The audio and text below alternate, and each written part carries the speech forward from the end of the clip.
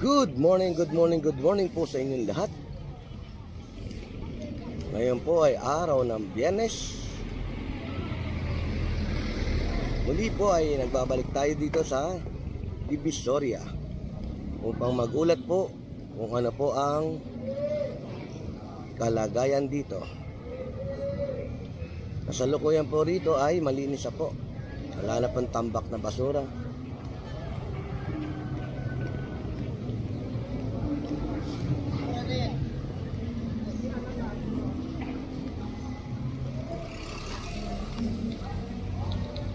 Nandito po tayo ngayon sa May Carmen Planas, along Recto o Divisoria.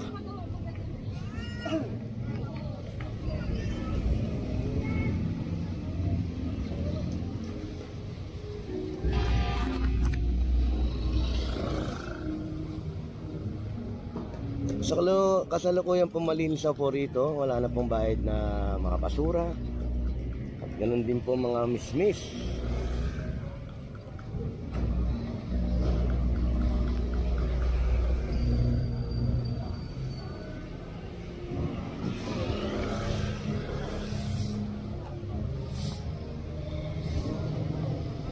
Kung bago ka lang po sa aking YouTube channel, please like, share, and subscribe. Pakiclick na rin po ang notification bell para meron po kayong latest update dito po sa kahabaan ng Divisoria.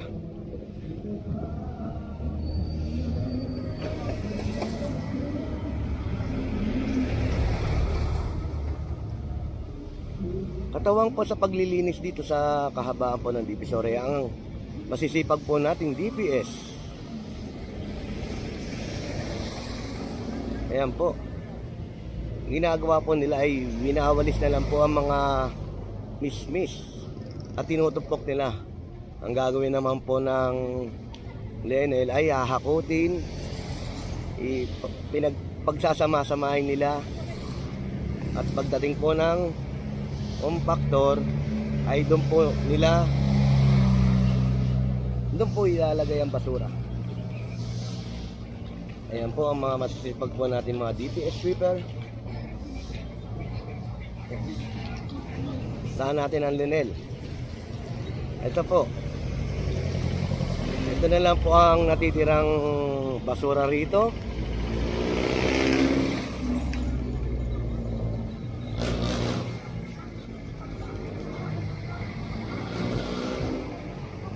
Nilagay na lang po sa isang area ang tumpok na basura para po madaling hakutin. Ayan po. Shoutout po sa aking mga subscriber. Maraming salamat po sa pagtangkilik.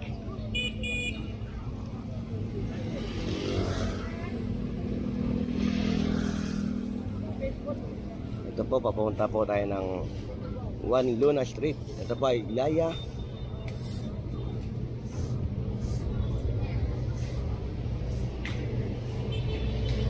Nakakatabay naman po sa kanto ng 1 Luna Street ang flashing operation team sa pamumuno po ng MDRRMO.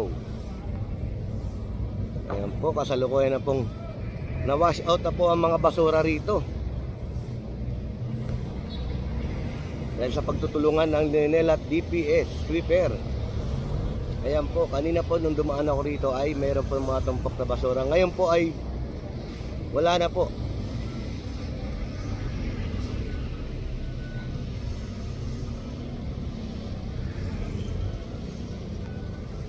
Shoutout din po sa mga masisipag po natin mga DPS sweeper dito po sa Divisoria. Ganon din po ang mga DPS task force.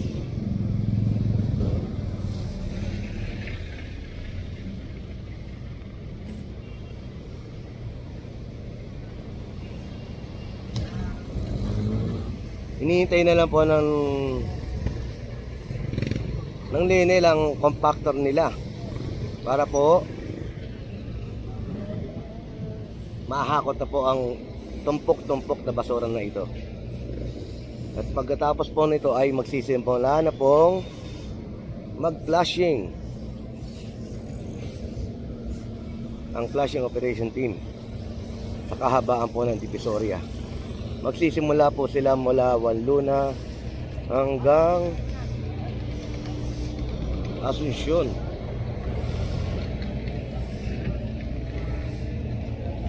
Ayan po, diyan na lang po nila nilagay yung basura. Maya maya po pagdating po ng compactor, hahakutin kaagad to.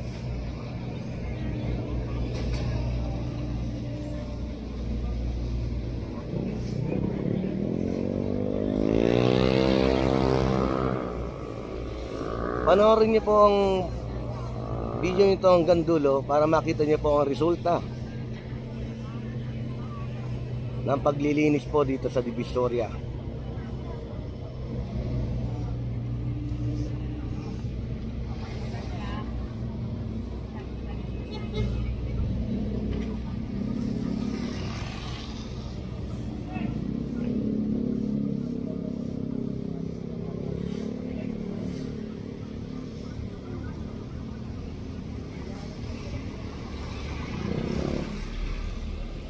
Sa lahat po ng aking viewer, maraming salamat po sa pagtangkilik. Asahan niyo po na bibigyan ko po kayo ng update, latest update dito po sa Divisoria.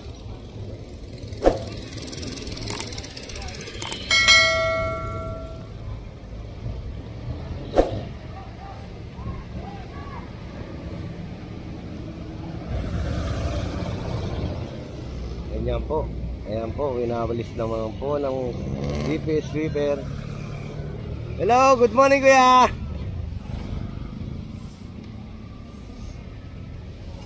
Ayan yung masipag nating driver ng loader na maliit.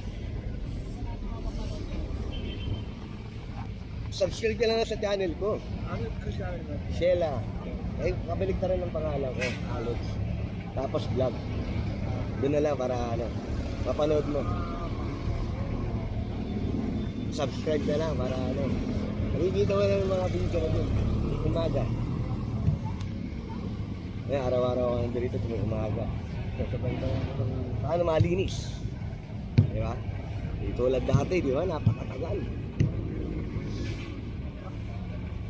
Muna puno natin yung compactor niya, no? Ngayon isang compactor na lang yan, no? Balik na lang. Kulang. Wala, sisiksik dun no? Sige po kuya. Po, lumapit po sa atin ang driver ng loader na masisipag po.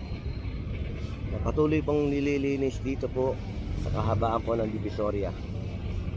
Naghihintay na lang po sila na dumating ang compactor nila para mahakot to. Ito na lang po ang natitirang basura rito. Pagkatapos po yun nun, ay magsisimula na po ang flushing team na buhusan ng tubig itong kahaba po ng Divisoria.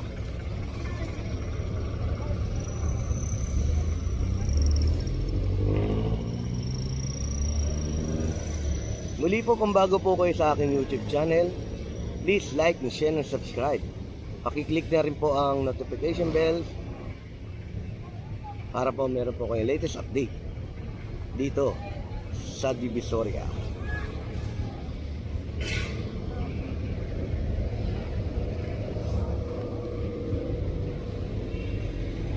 Maya-maya lang po ay magbibigay na po ng hudyat ang team leader ng flashing operation team para po mag-flashing sila rito. Naghahanda na rin po sila. Balikan natin ang sitwasyon doon sa papuntang Carmen Planas at hanggang Asuncion. Kung anong sitwasyon, kung meron pang natitirang basura o wala na.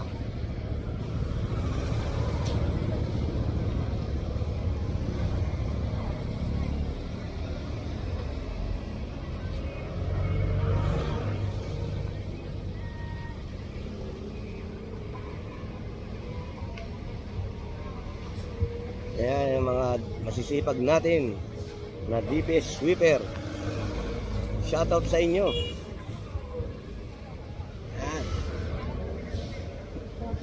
Good morning! Oh. Ito po ang resulta rito papuntang Carmen Planas. Wala na pong mga bahid na basura rito. Makikita niyo po mga bahid na mga putik na sa kalsada. Mamaya po pag na-flashing to, lalabas po ang tunay na kulay nito. Pupunta tayo ng Carmen Planas hanggang Santo Cristo. Tignan po natin kung meron pa mga tumpok na basura rito.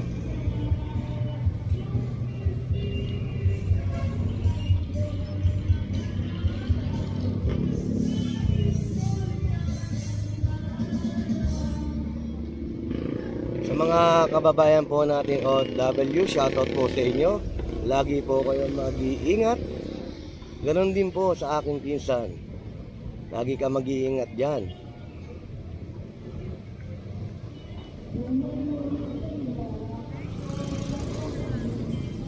Sa kababayan po natin sa Cebu,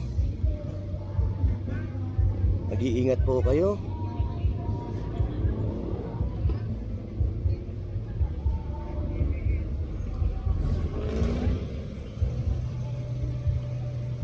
Manalangin lang po sa ating mga kababayan sa Cebu na naapektuhan ng lindol.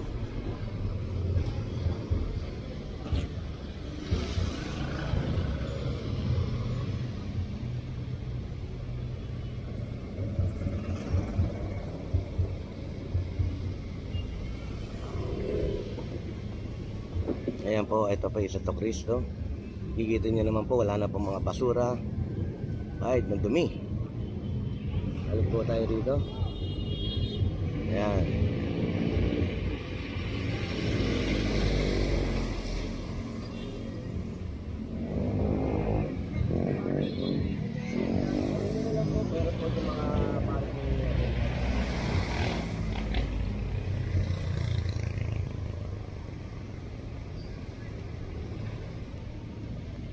Muli po, kung bago po kayo sa aking channel, please like and share and subscribe para mayroon po kayong latest update dito sa kahabaan ng Divisoria. Makikita nyo po, panoorin nyo po ang full video. Makikita nyo po ang resulta kung paano po dinisil ng DPS, MDRRMO at Lionel ang kahabaan po ng Divisoria. Muli po, maraming salamat po sa panonood. Lagi po tayo mag-iingat.